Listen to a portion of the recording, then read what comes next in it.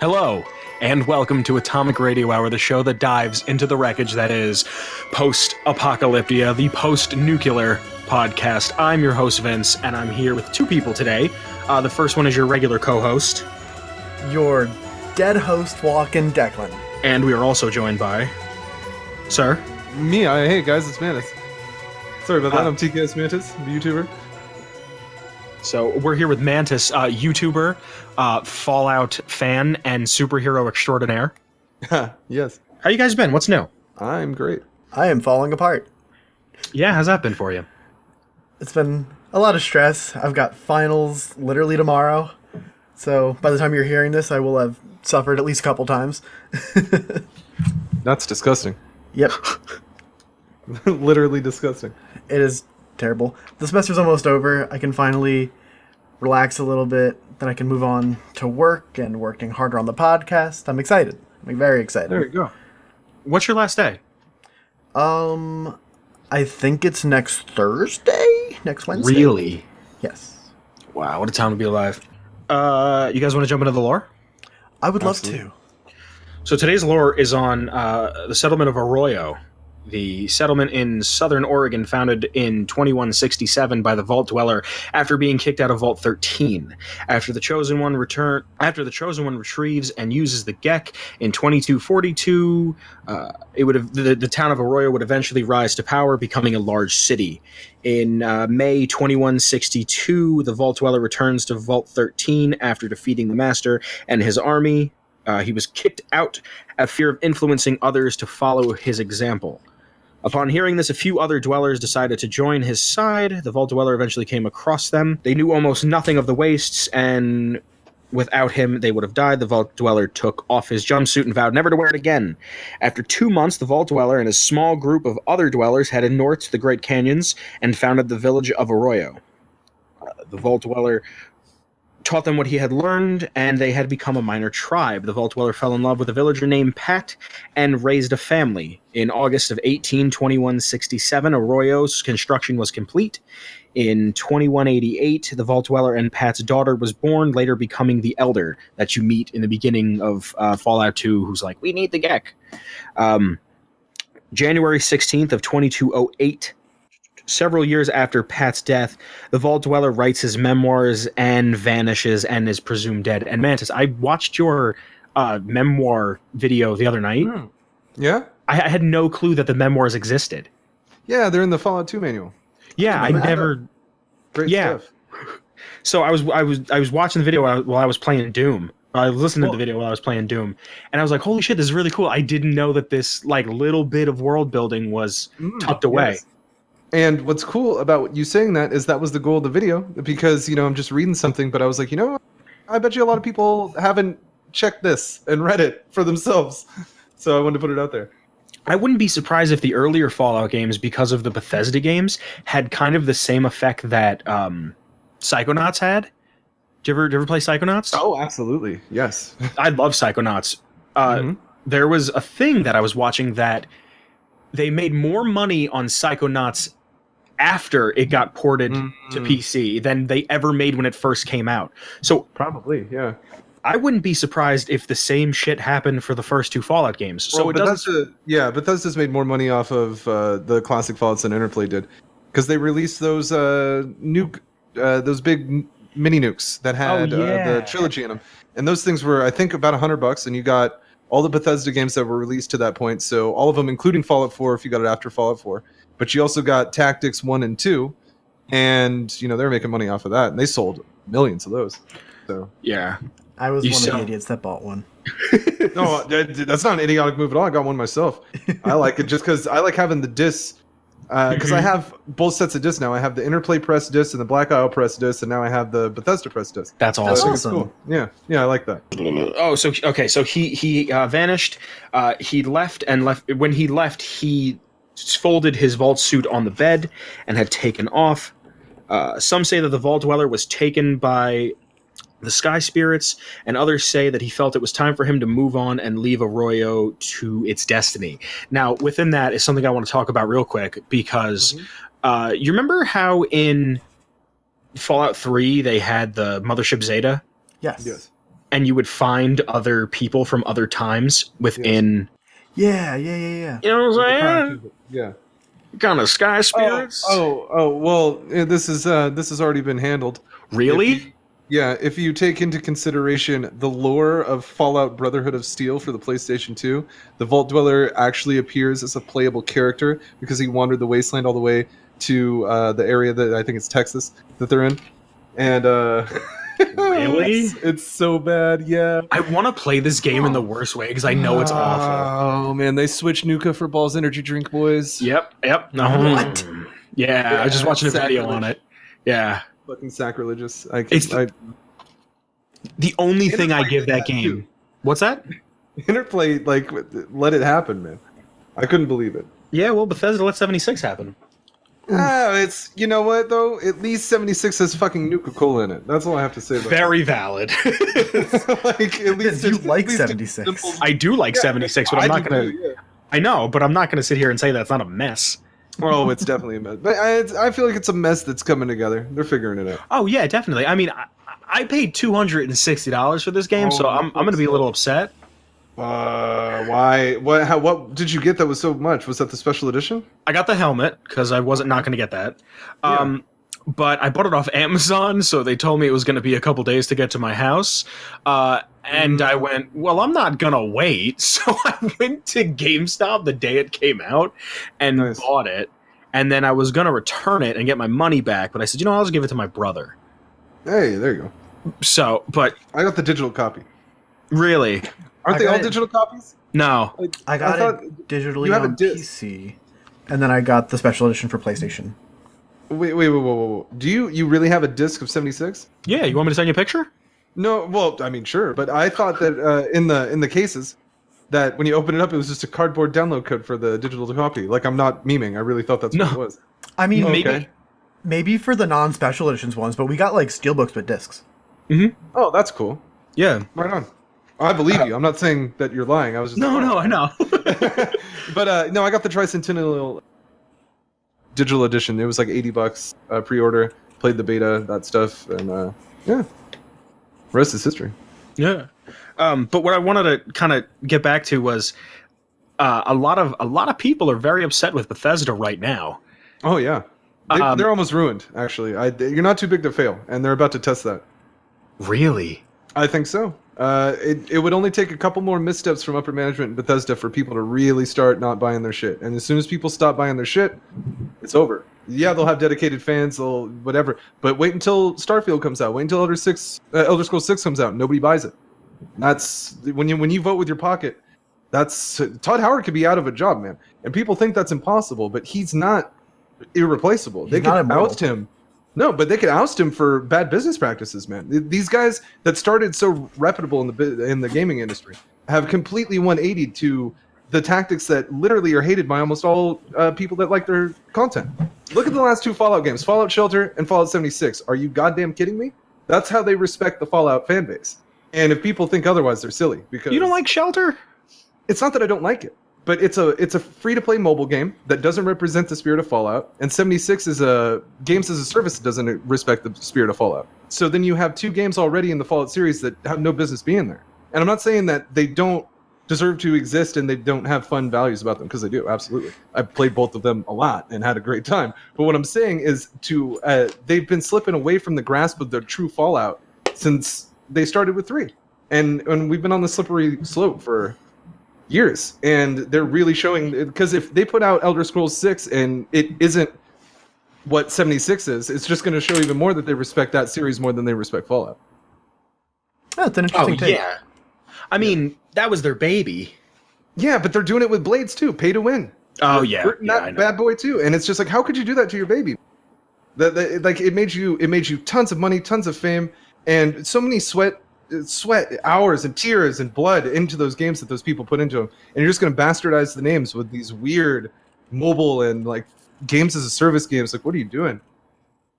But where did you get those numbers? Where did you get that? Like, if they misstep a couple more times, they're out. Where did you get that from?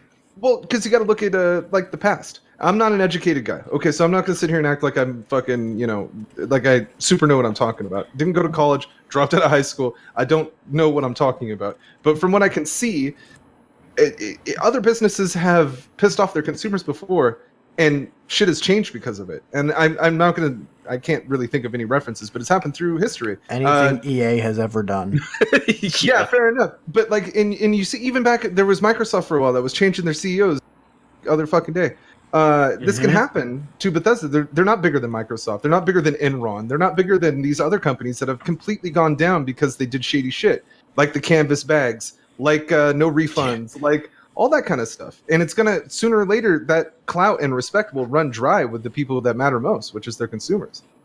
At least in my opinion, because you can only get pushed so far as somebody who's spending money on something. And when your intelligence gets insulted over and over again, you're not going to believe them. Oh, Starfield looks great. Yeah, right. Bet you it's microtransactions and fucking online or something, and you don't buy it because you don't want to play it and you're worried about it, you know. But again, it's hyperbole. I'm not. But that's kind of how I feel about Outer Worlds a little bit. Yeah, me too. Because I think I'm going to play Outer Worlds just because it's kind of they promote it as from the original creators of the Fallout series. Chris Avalon's on the team. You gotta, yeah. So I'm gonna play the shit out of it. But like at the same time, I think a lot of people are thinking this is going to be Fallout New Vegas 2, and it's not. That's not what it is. Oh, not even close. It looks more like a Borderlands 3 than it does a Fallout New Vegas 2. Yeah, and I think that's where a lot of people are like, I'm not sitting here going, oh, this is Fallout New Vegas 2. I'm sitting here going, I know this is from the same minds. It's going to have a lot of the same kind of themes and aspects to it, and maybe even mechanics, but it's not going to be that. Like, I assume the writing's going to be similar to New Vegas, kind of be like quirky and funny. I bet you it'd be like old world blues, almost. Oh, I love old world blues. I think that it already shares a lot in common. You have a lot of things going on in that trailer, but what I don't like is it looks very arcadey. You see the numbers flying out of the enemies when you shoot them, stuff like that. I would enjoy more of a simulation game when it like an RPG. You know what I mean? Like a Skyrim style RPG as opposed to a Borderlands style arcade game. But that's just me. Like, I'm sure. I'm just happy we get friggin' dialogue options. Yeah. How'd you feel about voice protagonists in Fallout 4? I don't want to talk about it. He hates it. It's when they started showing all the stuff about 4 that was changing, my number one thing was, why is the protagonist talking? And I've said it on here multiple times. A lot of times I'll play through it one time, and I'll go back and I'll make like a Book of Eli-esque character. I make a black dude, and he's got his pistol, and he's got a machete, and I wear like trader gear, and I just try to do what I think is righteous. And I can't really take it seriously when I'm playing as a black dude, but out of him is coming a white Irish man's voice. I'm just like, I don't. You know what? I hope they never do it again. And if let's just say, they're gonna do it. They're gonna do it in Elder Scrolls. They're gonna do it in Starfield. Yeah, Todd Howard's super behind the voice protagonist, man. That's really. Yeah, he thinks it's great because he thinks it adds more depth to the game because the character is relaying the story to you. You know, instead of making up your own story like an RPG typically works. Right. The guy, he brags about it all the time how many RPGs he played in college. Fallout being one of them, you would think he would fucking know how one works.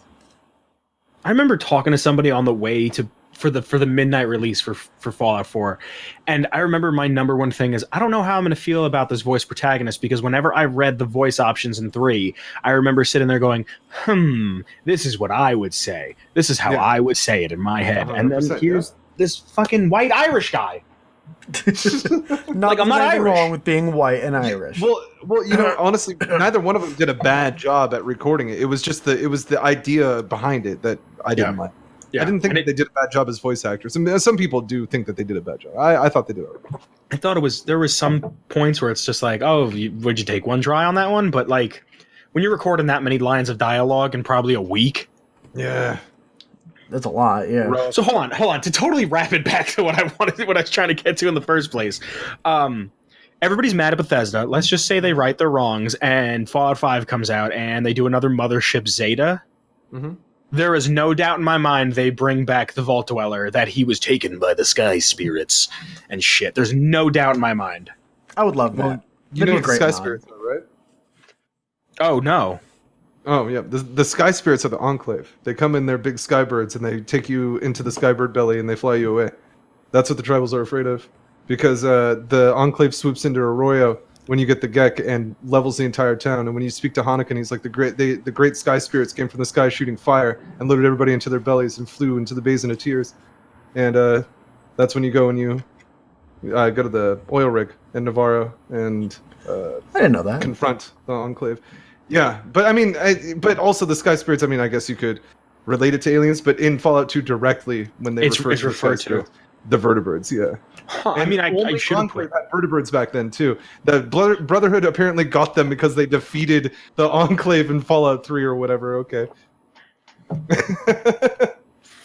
Yeah. I mean, that's a whole fucking other. I mean, how do you? Hold on. Before we finish the lore, how do you feel about the Brotherhood on the East? Oh, it shouldn't even exist. Really, you think so? Yeah, they did it to sell the game because people like the Brotherhood. It's a recognizable faction. Brotherhood, Enclave, good, evil. The Brotherhood's not good, and they turned them into good guys. They are absolutely xenophobic. They're the closest to Nazi Germany you can find in the Wasteland. They're almost worse than the Enclave because at least the Enclave cares about the Wasteland or something. Like it's bad, man. Because the Brotherhood would go into places in the past and they would level everything with their guns and fire, and they just burn it to the ground. And anything that was left in the ashes, technology-wise, they'd take it. They didn't care who they killed. They didn't care what societies they burned down. The Enclave would come in, take people, and then try to re-educate them to the government.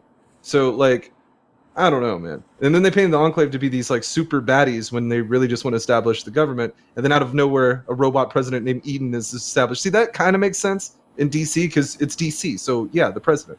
But President Richardson was on the oil rig and he just got blown up. They didn't even bring him up. Yeah. So it's like whatever, you know, like I don't know. But I don't think they should exist. And if they do exist, it should be so small. It should be like, hey, we just got here. What's going on? Not have control of the wasteland. Like a rogue element.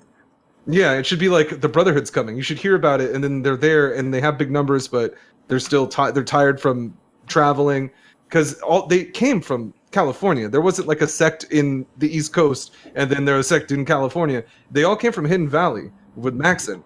And the first Maxon, not this new one that's in Fallout 4. Yeah. And you even hear him in 76. White Aradesh.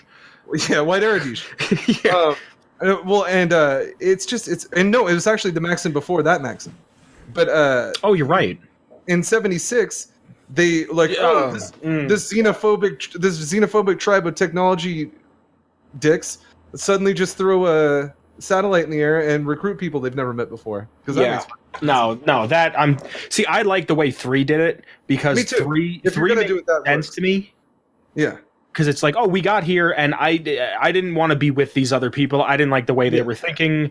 Because from the way I got it, from playing 3, the Brotherhood never really got outside of the Citadel. They had the Citadel, they had their roots kind of starting to dig in, but they never really had anything outside of that. Because you don't see them outside of DC, like out of the city. Not at all. So I like that. I like the idea of a president. Right. I don't not like it. It's just they didn't just have to throw the Brotherhood in there, and I feel like they did do that. I feel like it was just like, oh yeah, the Brotherhood, they're a faction. I feel like they did that for 76. Oh, they definitely did. Fucking super did it for 76. They super did it for 76. They super did, and they super did it for Fallout 4 too. But I mean, that's just my own opinion. Yeah, I could kind of get that. It's like, this is a descendant, and he feels like it was taken the wrong way, and that's why he's like, kill everything. But like at the same time, I love how they're picking and choosing what is and isn't canon. It's like, let's just take the Pridwin that was canon for like 26 minutes, and then just bring it in, but put it somewhere else. Well, and in turn, that makes everybody argue on what attack is fucking canon when it wasn't at all before, and now all of a sudden it is. And it's like okay, you couldn't name it something else. And it's so weird because it's like tactics totally retcons the Brotherhood by itself because they let ghouls into the Brotherhood in tactics. That was totally. Really? I actually didn't know that. Yeah, because it's so fucked up. Well, Brotherhood of Steel rather does that. I think there's like a mutant or something in tactics. Yeah, that's the one reason why I want to play the Xbox game, just because I want to be a ghoul. He's the best character in the game too. Really? Yeah, he is. All right, let me finish up the floor. Yeah, go ahead. Sorry, man. Where was I? February 2nd of 2208. The Vault Dweller's daughter started to train as the village elder. 2 years later, she took her mystic test, ran the Temple of Trials, using mostly her charm to pass because her pistol broke on the first level. Offered many criticisms and resulted in many different revisions. 2 days later, she was assigned as the village elder. In March 23rd of 2221, the Chosen One is born. In 2241, the worst dry season caused a drought in Northern California, hurting crops and Brahmin in Arroyo. The elder reads about the Gek from her father's old hollow discs. Thought it was the only hope. July 25th of 2141, the Chosen One begins his mystic quest, descending into the Temple of Trials. 2 days later, he left his home to find out where the Gek was to save the village. And that's where Fallout 2 starts. Insert Fallout 2 here. Fallout 2 has one of my favorite openings of any Fallout game ever, with the instructional video thing, and Louis Armstrong's "A Kiss to Build a Dream On." Mm-hmm. That's just my personal favorite. But let me ask you a question, Mantis, since you're here. Why Fallout? And if I'm not wrong, I think the way you got introduced to 2 in a weird way was kind of how I got introduced to 3. Okay. Well, like through a friend's older brother? Kind of. Okay. Yeah, that's what happened. I went across the street to my friend's house. I kind of looked up to his older brother because he was like, I don't know. I mean, like, honestly, looking back as an adult, he wasn't like that cool. Like, he smoked a bunch of pot all the time and he was always in trouble. But like when you're, 10 or 11 years old, you see a guy like that and you're like, oh shit, he's a badass. He wore leather. You ever see Trailer Park Boys? Yeah, I've seen a few episodes. Okay, well, he looked like Cyrus from Trailer Park Boys. The leather jacket, fucking sunglasses. Yeah, and like, okay. I was just like, oh, this guy's fucking cool. And him and his friend were playing Fallout 2. And I was like, oh, what's this? I'm looking at it.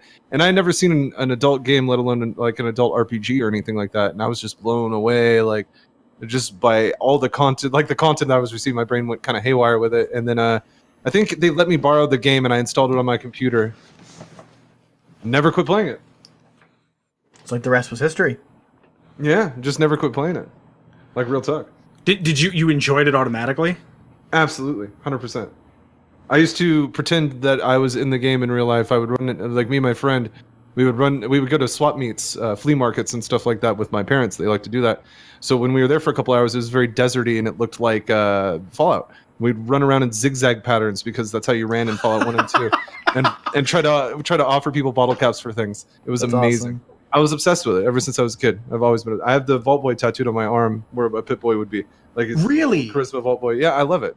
I have Vault Boy bobbleheads all over my room. Nuka-Cola Quantums by Jones all over the place. Like, I just couldn't fucking get them. Yeah, I had to. I tried to. I have a unopened in the bubble wrap that I just put in my closet. I was just like, yeah, fuck it. I'm just gonna store this one away. Like, the other one's unopened, but it's out of its plastic and stuff. This other one is, like, completely sealed in its shipping plastic and everything. Oh, that's awesome. That's cool. They're expensive. You gotta send me a picture of the tattoo, because I kind of want a Vault Boy on my arm. Yeah, mine's kind of worn. I need to get it touched up, but I'll absolutely show you a picture. No, I was gonna say, you and I have kind of a similar way we were probably the same age. You said you were like 10, 11? Mm-hmm. I was, I think, 11 the first time I played 3. Okay. And that was my first Fallout. Fallout 1 came out in, 96? I think 97 for 1 and 98 for 2. Okay. So I'm a year older than the series. And oh, wow. Okay. And 3, I remember playing it, and it was one of those, like, at first, and I've said it on here a bunch of times, the first time I ever played it, I didn't get it, because I was like, I'm shooting him in the head. But it was one of the first games that I remember thinking about it all the time. Mm-hmm. And the first time I ever went to a junkyard with my dad, I remember looking out and going, oh, this is it. Mm-hmm. Like, this is the end of the world here. This is what it looks like. Mind you, I think mine... Well, I think mine comes from a fascination of the post-apocalypse as well. When I was a kid, seeing other people's visions of a post-apocalypse was very interesting to me. Very interesting. And I just think Fallout is my favorite, that I call home, my favorite universe of post-apocalyptica that I like to call home. Like, there's a lot of movies out there, like A Boy and His Dog, that directly influenced Fallout. Mm-hmm. And if you haven't seen A Boy and His Dog, check it out. It's a very raunchy movie. It doesn't pull any punches, but dog meat came from there. Mm-hmm. Albert, the character, all that stuff came from there. The vaults themselves. Yeah, and the Vault Night movie, oh my god. But it's just, and you know, I had parents, but they didn't watch me or care about what I was doing. So I was able to take in all this content back then and watch it for myself and experience it my own way. And I think that really shaped, you know, just my love for the series and everything. I'm so long-winded, I'm sorry. No, because that's very similar to kind of like how I got into it. What was your first memory of like the end of the world? Like you said you had seen all these things about the end of the world and it just kind of intrigued you. Well, I first got scared of it because there was a tornado when I lived in Montana with my mom when I was a very young kid, and there was a tornado and all those sirens started going crazy, freaked me out, and I think hearing that siren again associated with other things, like since it was such a big memory to me, I was like, oh, what's this? And then seeing that it was associated with the art, and I'll even call it the art of nuclear war is super, super interesting to me. The fact that population like us, we're so smart, we're so OP in this game that we call Earth, that we are gonna shoot, you know, these big nuclear bombs at each other, totally on our own will, knowing full well that if we hit that button, no matter who hit that button, everybody dies, because you're just going to, you know, there's going to be a retaliation if you hit that button. You know what I mean? Doesn't matter who you are. And the fact that's a possibility and people consider that a real thing, it's so crazy to me. And to see how the reason I like Fallout so much is I think it's not really about it being realistic, but they take such a unique approach to how people would handle that a couple hundred years later. Nothing is rebuilt, but there's shit that has been built. Like the buildings aren't rebuilt, but for some reason there's settlements that are built. Like they took things from the buildings, and instead of rebuilding the buildings, they built their own little settlements out of them. Like it's really, you know, like that. Yeah. Yeah. Well, people bitch about it all the time. How come it's 200 years after the apocalypse and nothing's rebuilt? It's because for some reason, the people in Fallout, they build their own shit out of it, and it's weird. You see it in every game, and I just like the people's mentalities, the religions, all of it. It's just so interesting to me. And yeah, I think that's really what it boils down to there. My first experience with Fallout was no, not just Fallout, with the apocalypse, with just the thought of the end might come. Because that's why when Mantis said it, I got like excited, because I remember, I think I must have been in third or fourth grade, and I remember sitting on the steps. Remember in the school we went to? The elementary school we went to, when you first walk in the big doors, there was the two steps that like went left or right, but they all went upstairs. Yes. I remember sitting on those steps and crying at like third, fourth grade, and someone came over and like, what's wrong? And I was like, the world could blow up tomorrow. Mm-hmm. And all of these like post-apocalyptic movies, like I Am Legend came out and shit, and I saw Fallout, and I think like in a weird way, it was how I kind of like gave myself therapy to this thought of everything could end. I think it was kind of me watching it and going, okay, if it all ends, at least there's some way that maybe we'll get out of it. And I'm sitting there going, there's no vault, but I'll start saving bottle caps or something. And I kind of have always been obsessed with it since. I kind of took a fear and made it into like something, not to embrace, because I'm not like, yeah, nuclear annihilation, but like... No, I'm the same way. It's out of fear. Like, I guess my first experience with like the end of the world was more of like, oh, the oceans are going to rise and we're all going to die. Like, kind of like a global warming kind of aspect. I actually didn't get super into Apocalypse until like middle school or high school. Because that's when Hunger Games started taking off. And around the same time, I played Fallout New Vegas for the first time because it was introduced to me by a mutual friend of ours, Vince. And it was just so fascinating to see the world ended. Okay, so then I have a question, kind of continuing with the whole theme of the end of the world and how people build and people go with things. Who do you think's the canon ending of New Vegas? From not from like an obvious storytelling way, but from this would definitely be the way that it happens. The two of you, who do you think is what do you think is the canon ending? Because I know what I'm going to say. No one's going to agree with. I would say, even though I would hope that would be independent Vegas, I feel like the house always wins is probably the more realistic scenario. Oof. No, not for me. What do you think? Oh, NZR definitely. Fuck. 100%. I'm the only person who thinks Caesar would win. Oh, Caesar would get stomped. 100%. You really think so? The NCR would destroy the Legion. I don't think with the battle. I don't think the Battle of Hoover Dam is what's going to be the end. Oh, that wouldn't be the end of no. But you're saying who's the canon? That wouldn't be the end of the war at all. But at the end of New Vegas, who do I think won that war? NCR. No, I mean like in the long run. Oh, in the long NCR as well. This is why. Really? Yeah, I'll explain myself. The NCR started as Shady Sands, and it just grew and grew and grew and grew, and it grew because people got behind that ideal. The ideal of kind of like the way the United States is now, a little more authoritarian, but not so much that it's like dictatorly. You know what I mean? It's like you got your rights, you got your protection. But order. Because of the protection, you give a little bit of your rights away. These new wasteland rights. You don't just get to kill people anymore. You don't get to rob people. You get laws, but you also get protection. With Caesar, he has a few things. If we go that NCR was the canon ending of New Vegas, a lot of things have to happen from that. That means that Kimball wasn't assassinated. That also means that Caesar could have succumbed to his brain tumor. And if you want to go the route that somebody helped him with his brain tumor, okay, let's go that route. He still is going to be on limited time. Also, Caesar's leadership is very broken. If somebody does something that disappoints him, he instantly has them killed. These are good leaders. Joshua Graham is a huge, huge reference here because when he did something that Caesar didn't like, he covered him in pitch, kicked him into the Grand Canyon, left him for dead. But as we know, that didn't take. And Joshua Graham has his own thing going on. It did seem to scar him for life, but it didn't really change him as a person.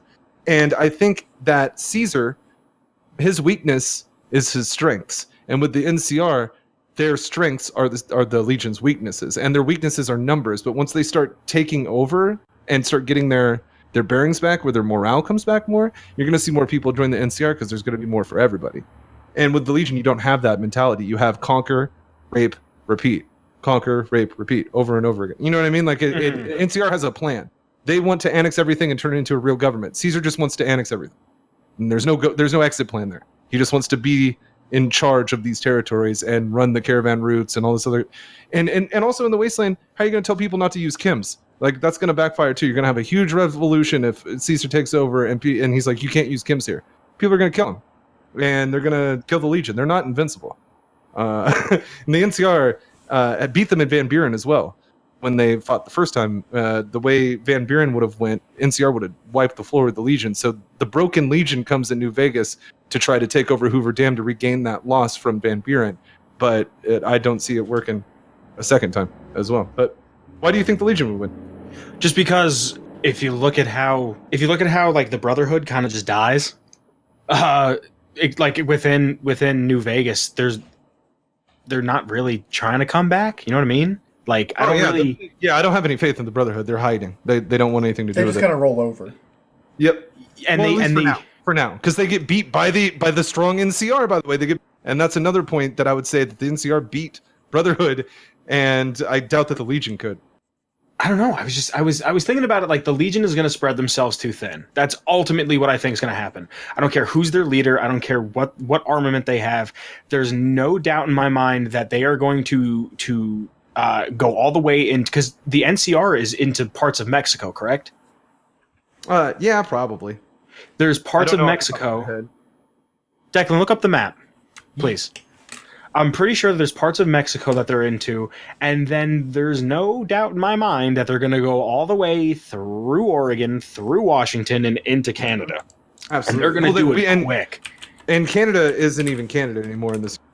It's the United States now. So yeah, but you know what I mean. Yeah, yeah. No, well, I didn't mean like as a correcting thing. Is like there would probably already be troops associated with that type of ideology in Canada. Oh, already. Okay. I see what you're saying. They could easily train those people to be on their team. But Seattle's in a constant state of nuclear winter, so a lot of Washington is completely iced over. So that would also be an obstacle for anybody going north. Canada. Are they really? Yeah, they were going to make a Fallout Extreme, or in the first MMO that Interplay was working on, that Bethesda shit canned after a year because they didn't have anything that nobody wants to talk about that everybody wanted. Oh yeah, it would have been the best thing ever. But Seattle was one of the main cities that you could start in, and really, and I was really excited because that's where I'm from.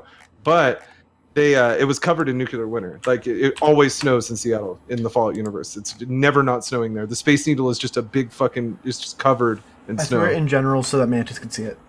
Yeah, I'm Cool. looking at this right now. What do we got here? Is the red all Caesar? Yep. Declan, make sure you put this in the video. Yep. Okay. What's the timestamp? Yeah, see the NCR are already up there because of the Oregon into Klamath and Arroyo and things like that. I don't personally think the NCR is good for the wastes. Well, it wasn't a question of whether they were good or not. No, I know. Yeah, That's but valid. I agree. I think they're the best. They're the better best two worst evils. option. Yeah, they're the better two evils. Where's I agree. Dogtown in this? Where's Dogtown? Isn't that in Wait, are you talking about Dogtown, California? No, Dogtown, like Colorado. Denver, Oh. right there. I went to Denver's public school. Dogtown. I don't know what I'm fucking looking at when I'm looking at a map. It's all the way at the top right. Oh, of there the it is. red There it is. peak, There it is. There it is. Huh.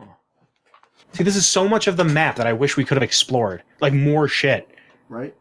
And we're never gonna get another. We're never gonna get another Obsidian Fallout game. See that little And- tiny box in the middle? Yeah, that's New Vegas. That's New Vegas. Yeah, but doesn't somebody in New Vegas? What's her name from the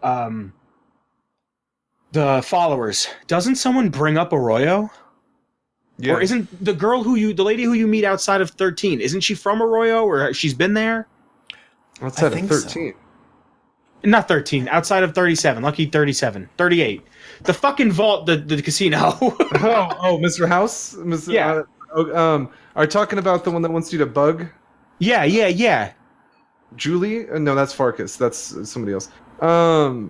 Does she mention Arroyo? I could be wrong. I know that there's some mention of Arroyo in New Vegas, and I want to say that she's the one who says it. Yeah, I think. Well, it definitely. They mention a lot of cool shit in New Vegas because they wrote Fallout 2. So they're like, oh, we'll put all these references. But I made a video not too long ago called "Fallout New Vegas is actually Fallout 4." I've seen And it. yeah, okay. So I go in that video and I talk about Van Buren. If it was the real Fallout 3, how New Vegas would be the Fallout 4 that we would have got because of the lore that was built there. And I think that a lot of those people had more interaction with places from Fallout 2 than they maybe do in New Vegas. Like Arcade Gannon probably had a lot more. I think he was in Arroyo, based from. Now it doesn't say this in the design documents, but if you think about the followers and where Arcade says he comes from, it would make sense if he stopped by Arroyo, helped the people there, and then moved further down. That actually makes a lot of sense. Yeah, no, and Arcade is actually a really interesting fucking character, man. I think he's a really underrated character. I never really have him as a companion, but just the Enclave shit alone, he's so interesting, and he was going to be in Van Buren as well. And I really wish we could. I want to like talk to Chris Avalon and be like, "Hey, man, what was he going to do? Like, what was he in Van Buren?" The person I'm thinking of, her name is Emily Ortal. Her Yeah, family is in Arroyo. Oh, so she's Yeah. related to the Vault Dweller then, because they're all related up there. Yeah, probably in some capacity. Oh, absolutely, in every capacity. A lot of the factions in Fallout are like that, Enclave especially. That they're all just inbred? Oh, big time. A lot of them are. I wouldn't Really? say all of them, but especially in Fallout 2. Oh yeah, they keep the gene. They keep their genes pure because they want to go They want to go populate another planet in space. So they're like, okay, if we have all pure genes when we populate this other planet, they're going to be pure gened people. So, good plan apparently. Well, isn't that why the end of 2 or the end of Van Buren has to do with the bomb? Well, see, that's a different little situation. The guy who's trying to launch the bomb in Van Buren, he is more trying to be a dick. He, well, kind of. His idea is this plague has been spreading around. In Van Buren, you were this carrier of a plague, and you would spread it to every village you went to. And then at the end of the game, you would see, oh my god, I made all these people sick, and they'd be dying. And so the antagonist, his idea was, I'm going to nuke the entire area, and then the plague will be gone. So, like, his idea is, in the long run, is going to work, but at the same time, it's kind of a dick way to do it.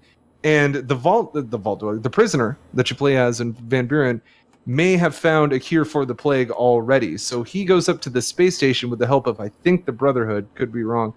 But you go up to the space station in a spaceship, and you have it out with this guy, and you can either nuke the NCR, nuke the Legion, like in New Vegas's Old World Blues DLC.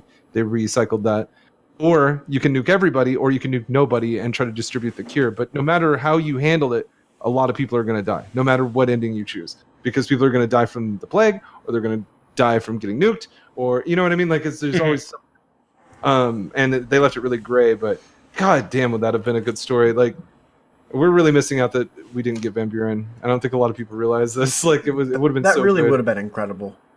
Like even if they were to make it now, like if Bethesda was just like, yeah, we don't care if you got what you were talking about with Van Buren, like you used the Fallout name, that's fine. Like even if it was isometric or whatever, just like let them do it. Oh my god, I'd be so happy. I'd be so happy. Like that would turn around their bad reputation. In my opinion. Yeah, in one fell swoop. Yeah. Yeah, I'd be like, oh my god, okay, you guys are the best company again. Bringing it back to their bad reputation, that's kind of like a running joke on the show, but totally like something that I can see happening is them re-releasing or remastering or remake, whatever the fuck adjective you want to use, or whatever.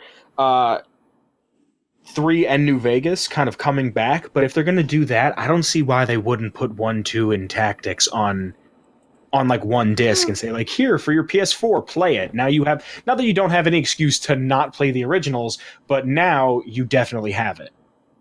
Like, are you referring to 1, 2, and Tactics remastered into the Creation Engine, or are you just no? Like... No. That's too much time and work. Here's the original as they were originally made. Just port it over. To the console. Yeah, and I would love to see that. And then here's 3 in New Vegas on the same disc, and whether they up the graphics or whatever, great. If they don't, fine, just fix the aiming. Well, you got a problem with your stuff already because Todd Howard absolutely despises New Vegas. And, I know. And that's fucking... It's ludicrous how much that guy hates that fucking game, man. He Yeah. tried to say it wasn't canon, and everybody tried to like throw it back No at him. fucking way. Where? Look it up. I don't know if it was him or Emil, but one of them was like, well, that's not even canon. Emil? Shit, I thought I liked him. I am the least biggest fan of Emil. I think I'm his biggest critic. Really? Why? Oh, I think that guy ruined Fallout. I don't even think Todd did. I think Emil ruined Fallout. For real. For real. But I will say, seeing him during the 76 stuff, that guy has lost a tremendous amount of weight, and mass props to him. He looks great nowadays. Yeah, I didn't even know it was the same guy. Me neither. Until he started talking, I was like, oh shit, good job, man. But I still don't like what you've done to my favorite game in the world. So, because he's responsible for those, and maybe you guys might disagree with me here a little bit, but those shitty storylines from Fallout 3 and 4 of finding your fucking dad and finding your son, man.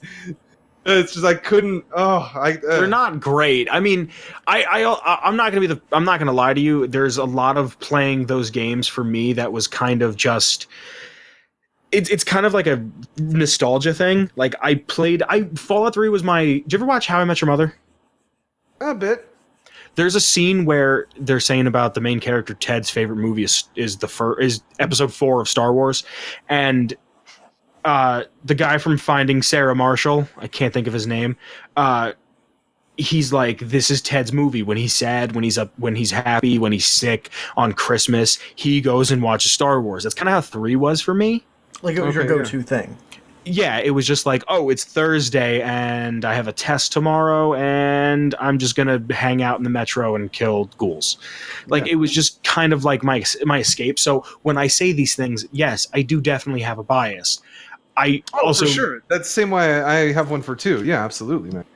But I mean, I'm willing to admit that. And I think people that are instantly just saying that those games aren't fun. Oh, they're fun as hell. They're great games. Yeah, exactly. It's just like that's not my point at all. I just think no. I know. I'm just saying, like there's people that are instantly like, oh, they're not fun. They're not the originals. Like, you know how many times I've had to replay 1 because I didn't know what the fuck was going on and I died instantly. Yeah. That's where I forget too, because I was a kid when I played those games, so I know what to do as an adult when I play them. Yeah. I know what to do every time I play them. And if I was trying to learn them now, that's where I give some leeway. I'm like, well, it makes sense that people these days aren't just picking these up. They're hard as fuck, man. They're really hard to figure out. They're really difficult games to play. They are. Like I told you, I made a man that was, and I normally make all of my characters' faces.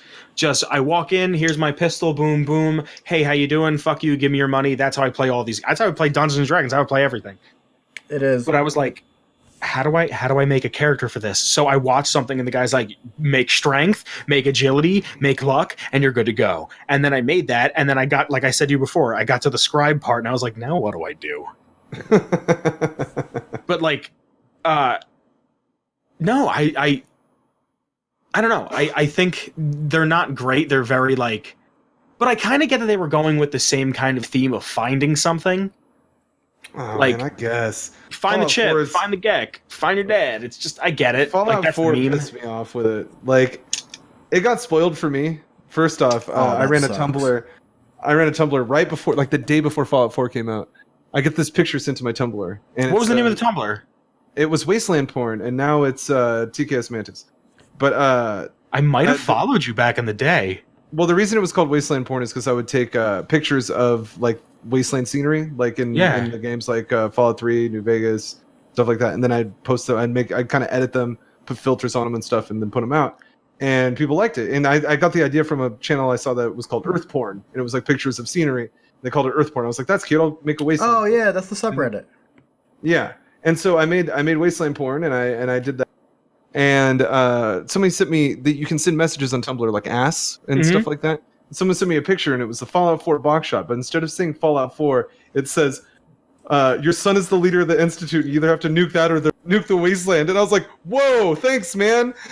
Like immediately. Oh my god! And I was like, so sorry. No, it's okay, because I was playing through Fallout 4, and I found the moment where I would have figured it out. Because I was doing something. I was like, "Oh man, Sean is the leader of the Institute," and I was like, "I just figured that out before I'm supposed to in the game, even though it had been spoiled." This is when I could tell in my body. I was like, "This is when I would have figured this out." Like it was. I forget exactly when it was, but it was involving the. I immediately called that was a synth kid. I was like, "That's not Sean. That's a synth." Like when Kellogg comes in and you're watching it, you know, from his memories. I was like, "That's a fucking synth kid." I was like, "There's something about it. I can just tell. Like it's not right." And when I saw the kid when I walked into the Institute, I was like, "That's not real. This is a robot." And then when he came out, when he came out, he looked like me except old. I was like, that's my son right there, guaranteed. But I've seen a lot of playthroughs where people just shoot him immediately, and it's my favorite thing in the world. I almost did it. They shoot him, they're like, "Oh shit, wait." Yeah, and that's another major design flaw. Yeah, you break the game if you do that. You can't. Yeah, I had Kellogg's pistol out, and I walk in, and I almost shot him, and he started dialogue, and he's like, "I'm your boy," and I was this close to killing him with the same gun that killed his mother. Yeah. Wow. Yeah, that's a really good way to put it. Yeah. But hold on, since we've been talking a lot about the other games, I would be remiss if I didn't ask you about Fallout Online. From what I understand, you're a very big part of it. Oh yeah, now I've launched okay, that sounds really egotistical, but I brought it. I feel like I am responsible for bringing it to a mainstream English audience.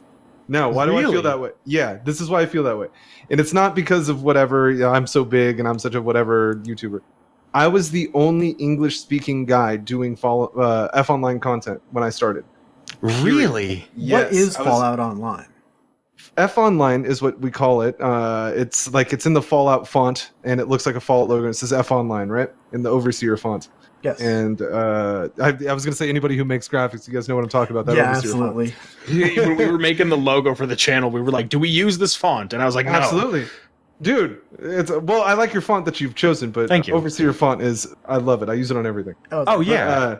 I love it. Anyway, but oh my god, remind me of what I was just on about real quick. I do this. You were going to give me $50. Nice. I don't have $50, so I know it's a lie. No, how you brought F Online to the mainstream English.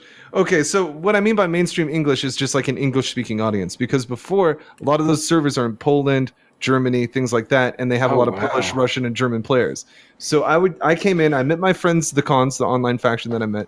A lot of those guys live in Europe, but they speak English, so I was able to actually communicate with them.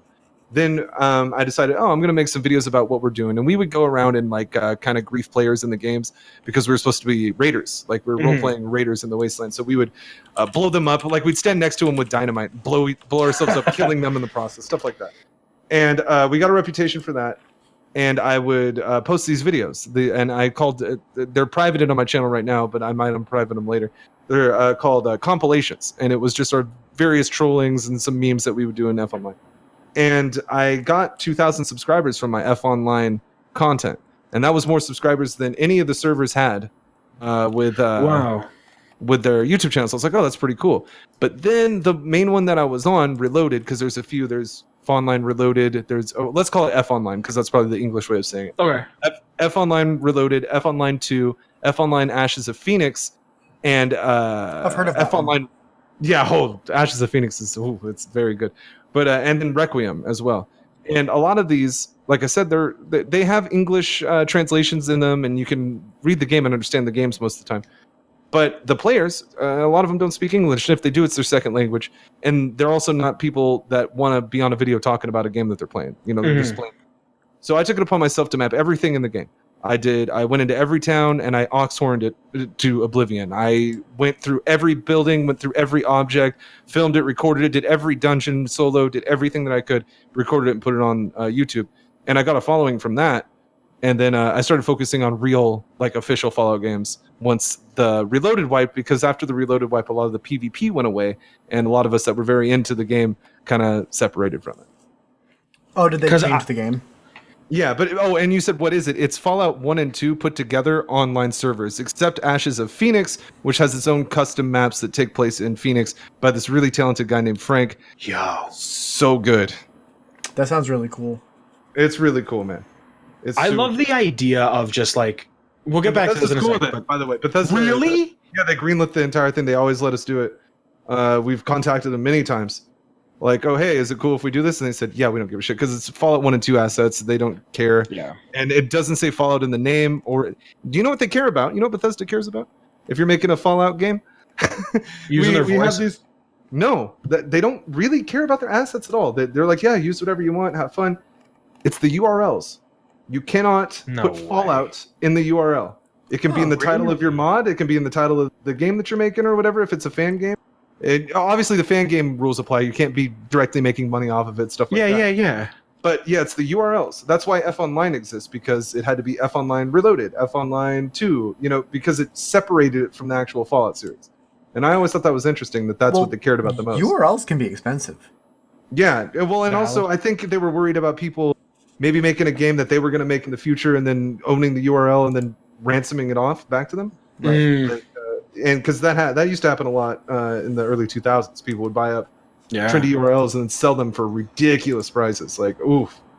Well, yeah, if I could get McDonald's.com before McDonald's could, why wouldn't Somebody you? did it with Ellen or something. Someone really famous. No fucking way, really? Yeah, they got almost 1 million too. You'd have to look it up. I forget exactly. Oh my God.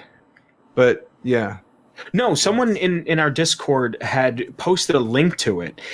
And me, who's always someone who wants to go back and try to attack the earlier games so I can get a better understanding for what then comes after them and have a deeper appreciation for it, I saw it. I was like, oh, maybe I'll give that a try. And that's kind of how another way I kind of found your channel is someone posted one of your videos of F Online in the Discord. Okay. And I was like, oh, people are playing this. I'll give it a look-see. So, and then when I went to the con site, they were selling your merch. Yeah. So I was like, oh my God, Pepe Sylvia, just everything's connected. Pepe Sylvia. Yeah. Well, got boxes full of Pepe. The cons are selling my stuff because I ran the store briefly and we wanted a place to be able to sell my Mantis shirts. But then someone lost the password to that spreadshirt. So I created my own. My own Teesprings, and the rest. I got my own shop now. That I have one con shirt on there. But we threw my shirts up there because people wanted them, but nobody ever cared. So I was like, all right. And then I think the common thing around the cons is, there's $200 in the store. It's there's always money in the banana stand. It's there's $200 in the shop, but nobody can get to it because it's fucking password protected. We all forgot the password and the email for it. So that's really funny. That's funny. Yeah, that is cute. really funny.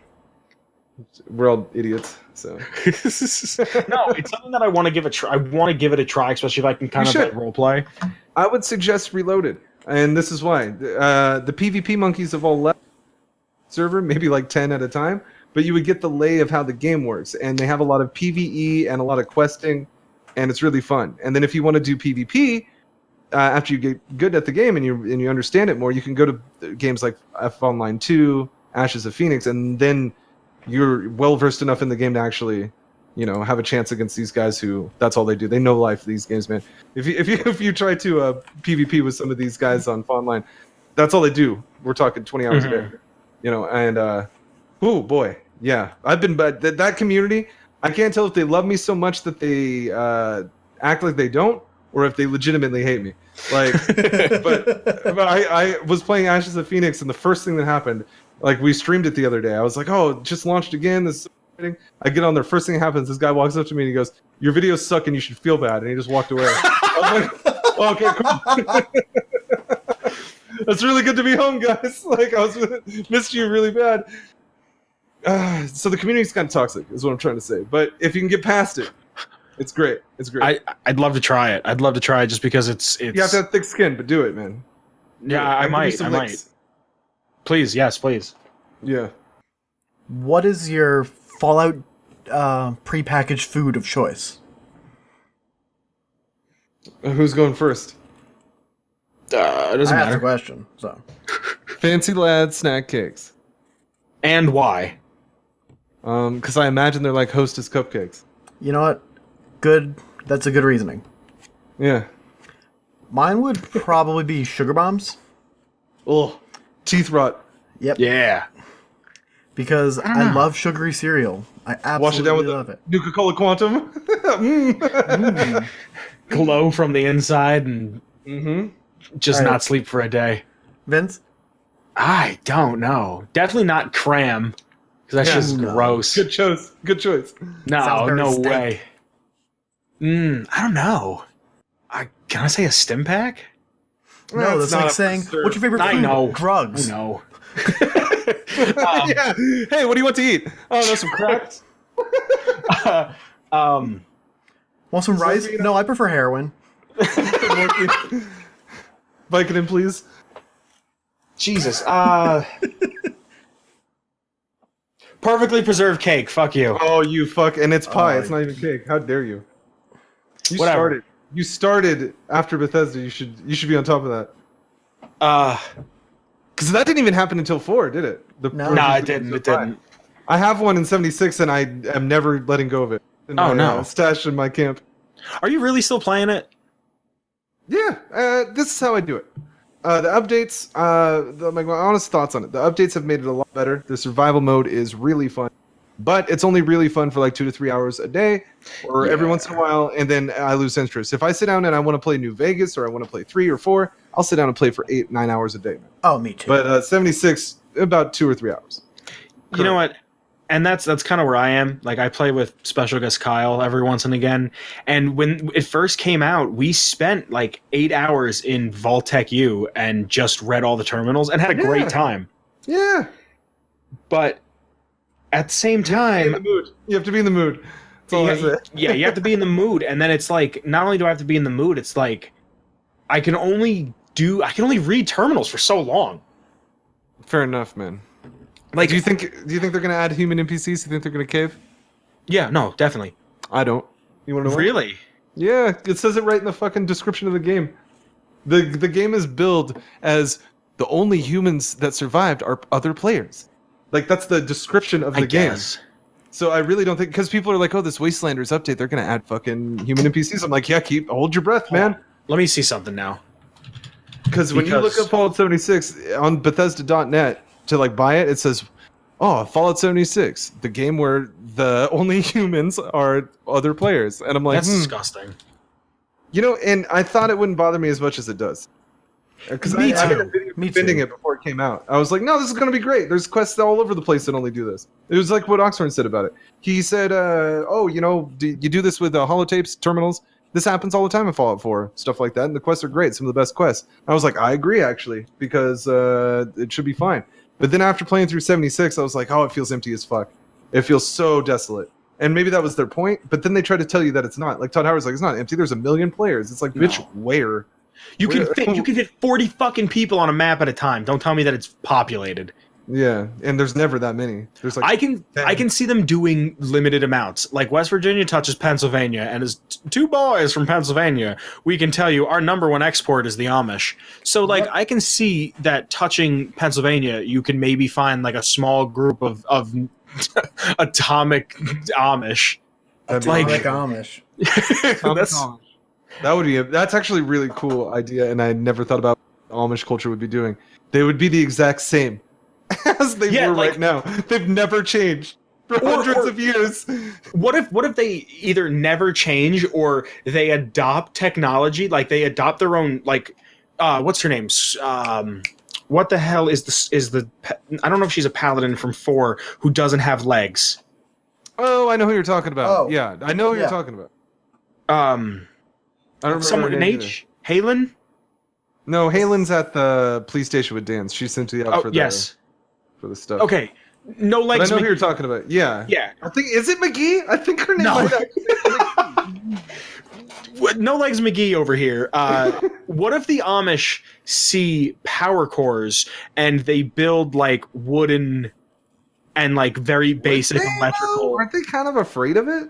No, they can use technology as long as they don't own it. Okay. So the Amish can drive a car as long as it's not their car. That's fucking weird. I've seen some stuff, some documentaries on some of the families out in that exact area, and one of them got excommunicated. Fuck them. No, fuck them. They're not going to hear this. Well, I know that doesn't mean I'm going to run their name through the dirt. No, but the thing that I found interesting was one of them got excommunicated. One of the families got excommunicated because he had a generator in his garage that powered washing. I think it was a washing machine, and or a factory. It was something that helped him build stuff, and then he also powered a washing machine. And they lit his ass up. Mm-hmm. They're like, "Get the fuck out of here! You're a harlot, charlatan." The fuck out of here. Like, it's just so crazy to me that happens. Yeah. But what if you spent the night with an Amish girl? That'd be kind of crazy, right? You teach her so many things. Or you teach her a few things. That's what I'm saying. No, dude, they plowing to a whole new meaning. That's probably all they do. Is just go in and out of each other, though. They don't have nothing else. No, dude, they rip out the teeth of their children so they don't have to pay dental bills. Okay. Like, they have children, they're go simple people, dude. All right. Dude, and we can talk shit on them. It's like this is a podcast, right? So the two people that are never going to hear this are the Amish and the deaf. So we can talk shit on the Amish and the deaf all day. Well, no, deaf culture's awesome though. I'm not saying it's not, but the deaf are never going to hear this. Culture? What's that? Is that just people who are deaf? What's deaf culture? I actually live in an area that has a really high, like, dense population of deaf culture. So, but you're using that word. What do you mean? Like, just deaf people? Or is there, like, a culture? Movies with subtitles? Like, clothing. Food? Demeanor? No, like, there's specific things that are a part of deaf culture that are not a part of hearing culture. Like, a lot of people in deaf culture, like, they don't talk about money in the same way as hearing people. Really? Like, if someone asks you, like, how much do you make a year, you're not going to tell them, right? No, why would I? That's my business. I'd tell a friend. Or like, how much did you pay for your car? Like, that's a little different. I guess. But, like, people... Yeah. I see what you're saying, though. Yeah. Yeah, like, approaching topics is just different in deaf culture. And, Okay, give me an example. Hello, Declan. I like that watch on your wrist. Where'd you get it? Like, I would just straight up tell you where I got it. But, like, one of the... How much did you pay for it? I don't know, like, $200. That's how the deaf would communicate it? Oh, basically, yeah. Just, like, it's, like, an extremely honest culture. Okay. I understand another thing is, like, conversation-wise, conversations are always had in a circle so that everyone can see each other, especially when there's people that have to sign. Huh. Yeah. That makes sense, though. Like, how come we had never had deaf people in Fallout? A lot of... I don't know, actually. Another thing that's big with deaf culture is, like, personal space. One, like, personal space. Two. One example is... within deaf culture, if you want to get someone's attention, it's not out of the ordinary to just go up and, like, touch them on the shoulder. Well, yeah, okay. Yeah, that makes sense, though, because you don't have the verbal cues. Yeah. So, like, personal space is a lot smaller than... It's like that in Europe, too. Than average. Yeah.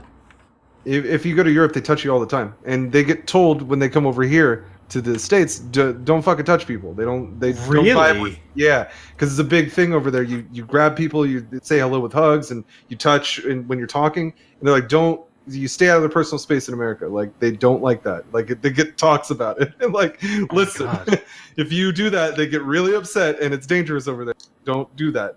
And so they have to learn not to do that. I would fucking hate that. Exactly. It's just That's why they. But over there in Europe, you walk up, you kiss Chico, hello, nice to meet you. It's not big. Not everywhere in Europe, but everybody's nude on Sesame Street in Europe. I know how it is. Yeah. It's just a fucking land of debauchery and hedonism over there. Yeah. When my brother was like 2, he was on YouTube and he found some Italian YouTube video, and like everybody was naked. Mm-hmm. And I remember being like, what the fuck are you watching? You're 2.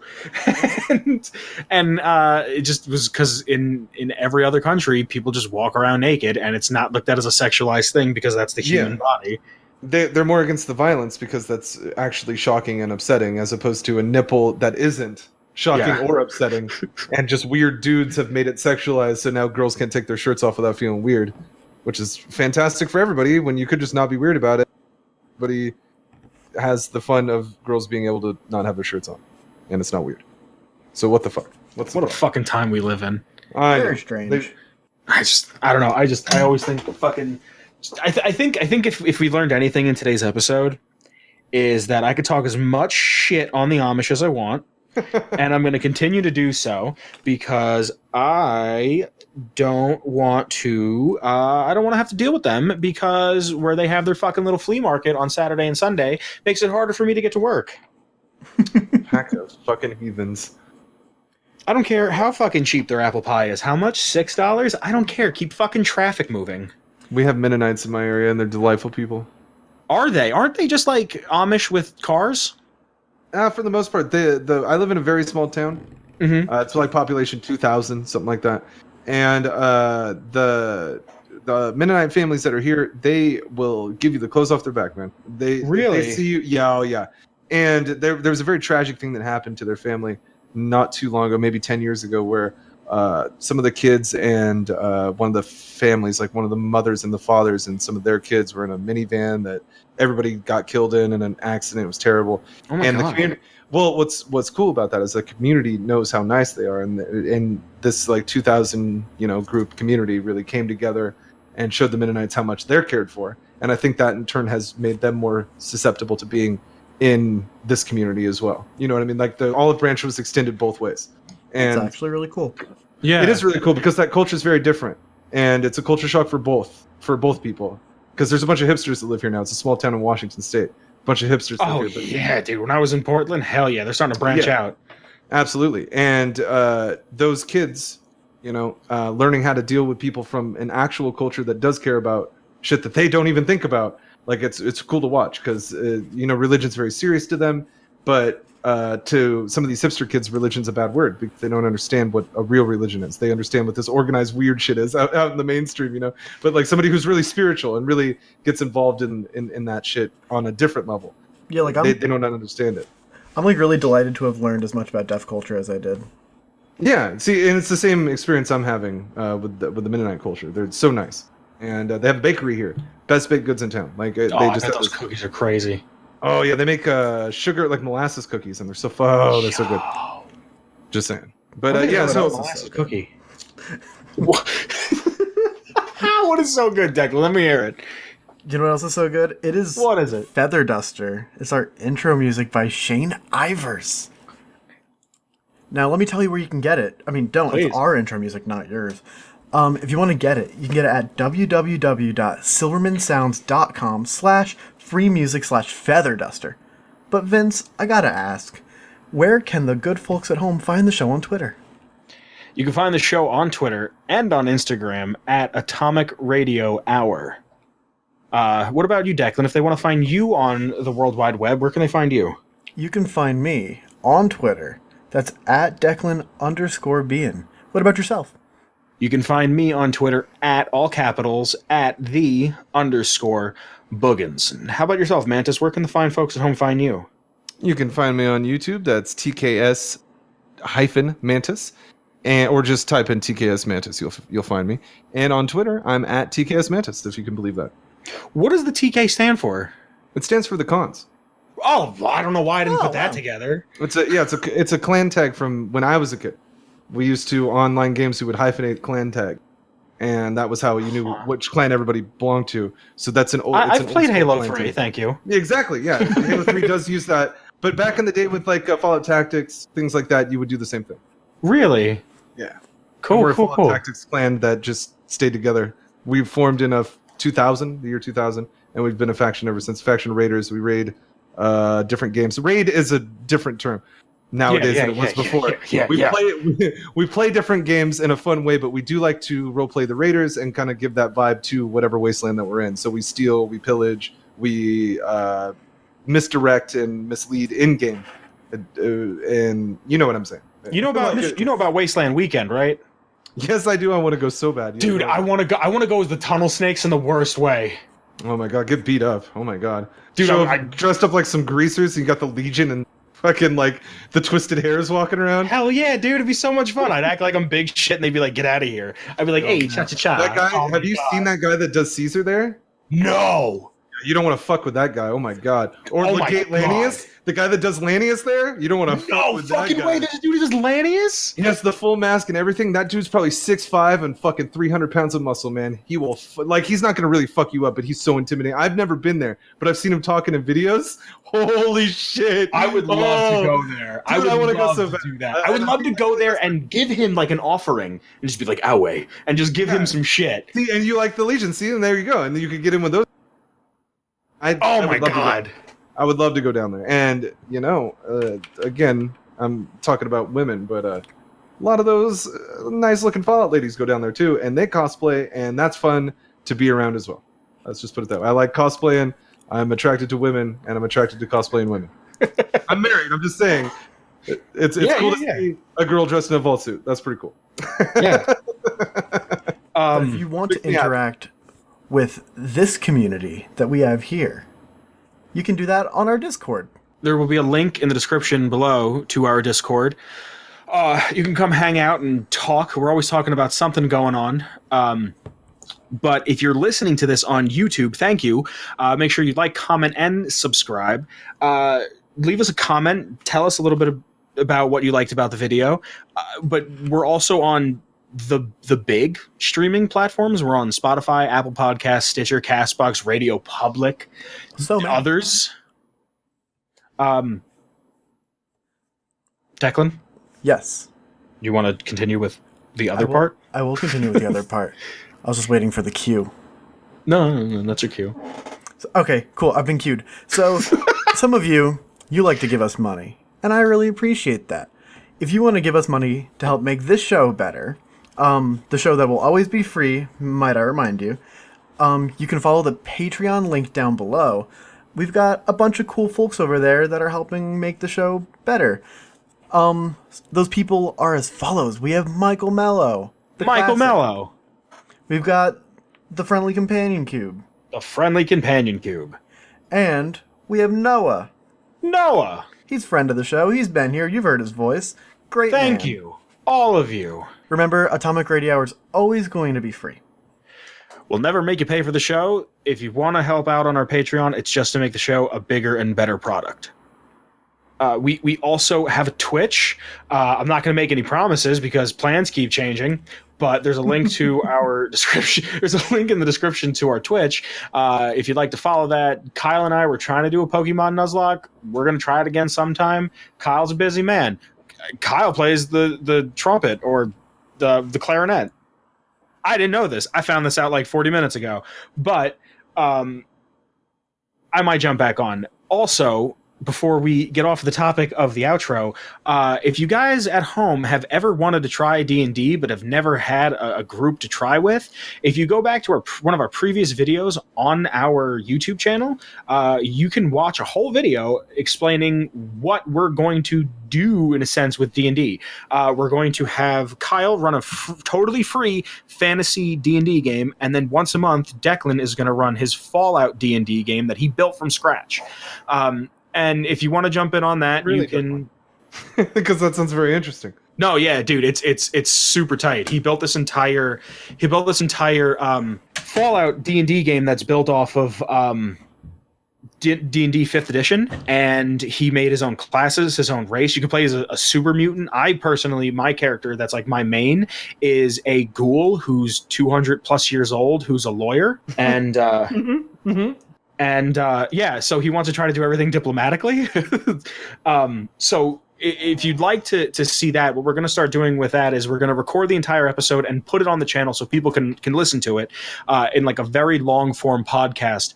But it's also going to be, if you'd like to get in on it, if you contribute $10 to the Patreon, there will be a raffle with one of the $10 people who contribute, and you guys can be the third or fourth spot at the table for that.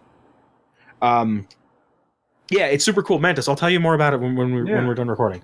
Other than that, I believe I think that's everything. You want to say anything before we go, Mantis?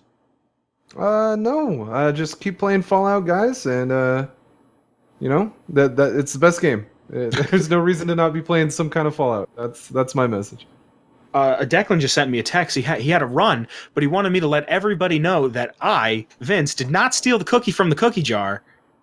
So if you're listening to this, Declan has now said it, and it is now law. I have not stole the cookie from the cookie jar. I am innocent. I did not do a goddamn thing. Other than that, enjoy the original content for this week. Bye! Alec and Robbie have brought it to my attention that Paradise Falls has had an influx of slaves both coming and going. Now this is normal for them. Detestable, yes, but normal. The problem now is where are they coming from and where are they going to? Rumors are that 10 Penny Tower staff is selling off people that can't pay their rent. Another rumor is that Big Town is selling themselves into slavery because they can't take care of themselves. Atomic Radio Hour.